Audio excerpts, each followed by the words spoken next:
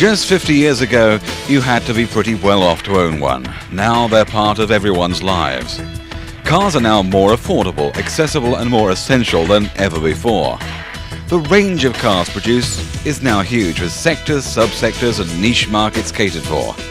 Many can now afford to run more than one car, a practical family runaround for everyday use, and something special for when you want to feel special. Car File this week focuses on a head-turning car that makes you feel very special indeed. The BMW Z3. In 1936, the BMW 328 Roadster seemed to set the standard for sports cars, and over the generations of Roadsters produced by the company, technology progressed from the pre-war rigid suspension and inefficient brakes to modern-day excellence. But has 90s technology destroyed the magic of the classic pure sports car experience with too much pampering for the motorist? Car File first travels to America, where the Z3 and its variants are manufactured.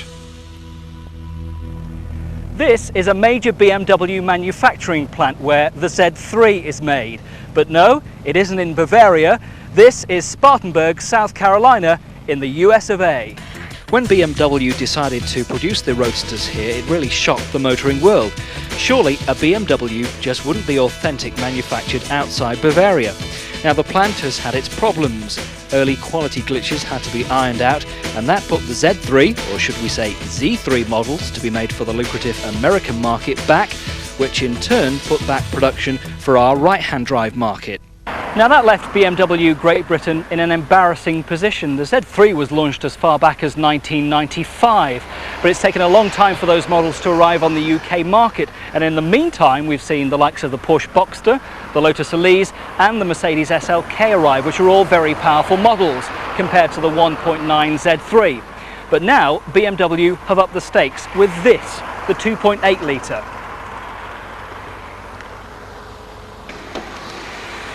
So the 2.8 litre engine gives 193 brake horsepower, and that compares to the 1.9 litres 140 brake horsepower, so it's obviously a lot more powerful engine. You get a 0 to 60 time of under 7 seconds, top speed of 135 miles an hour. So this car really is ideally suited up against the likes of the Boxster, the Elise and the SLK compressor. Even though there are plenty of orders for the Z3 in the UK, it has to be admitted that the existing 4-cylinder 1.9 engine doesn't exactly thrill in the performance department. Yes, it's smooth and refined as you'd expect from a Beamer, it's taken from the 318 injection, but there'll be many drivers who've been waiting in anticipation for the new 6-cylinder power plant under the bonnet. Now we first saw the Z3 about 2 years ago in the James Bond film GoldenEye, and that was enough to make over 3,000 people back in the UK place their orders for the Z3s, the 1.9 litre engine.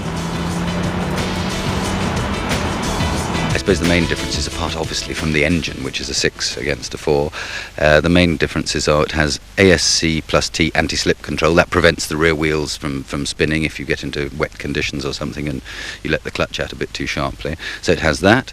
It has an electric hood, so the cultural amenity that's becoming a requirement of more upscale roadster cars.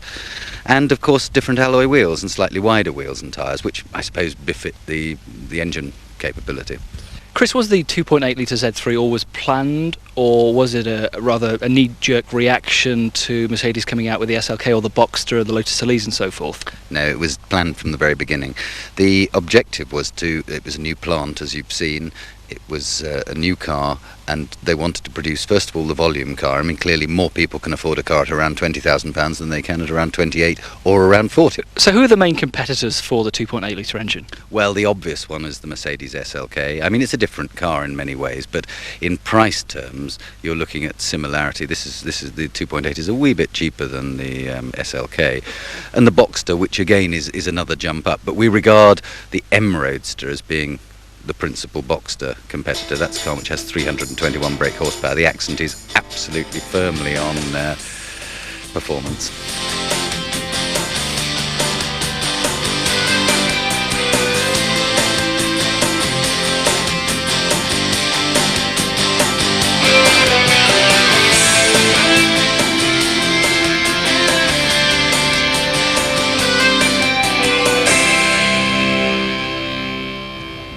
So with the Z3 you can have great fun looking at the evolutionary roots. So take a look now at these historic roadsters that BMW put in convoy for us.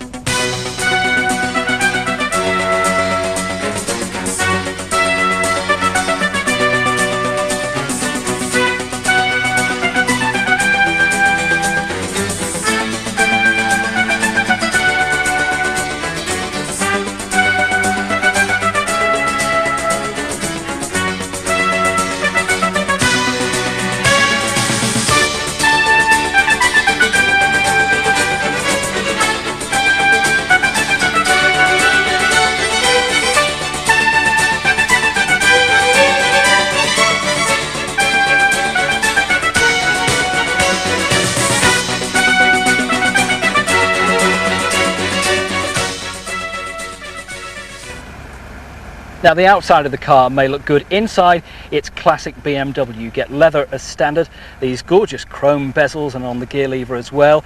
You can have some wood specified on cars that come to the UK. Standard on the car you get an electric power roof, you get traction control, air conditioning as an extra, and also later in the year a hard top option too for use during the winter.